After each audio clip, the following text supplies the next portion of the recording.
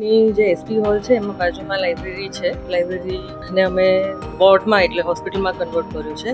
સવારે એટલે 9 તારીખે સવારે 35 બેડની અમે એક વોર્ડ ઊભો કર્યો, જેમાં અમે જે પણ છોકરીઓને આવી રીતે ફૂડ પોઈઝનિંગની તકલીફ હતી તાત્કાલિક ધોરણે એ લોકોને ટ્રીટમેન્ટ મળે એટલે એ લોકોને એડમિટ કર્યા અને એ લોકોની સારવાર અર્જન્ટમાં ઇમરજન્સીમાં અમે શરૂ થાય એટલે અમે આ ફેસિલિટી ઊભી કરી. એમાં અમે આઈવી પાઇન્ટ ને જે પણ ટ્રીટમેન્ટ જરૂરી હોય ફૂડ પોઈઝનિંગની એ અમે ટ્રીટમેન્ટ એ લોકોને આપી. 150 જેટલી છોકરીઓને હેલ્થ સેન્ટરમાં એટલે ટોટલ અત્યાર સુધી અમે આટલી છોકરીઓ જોઈ.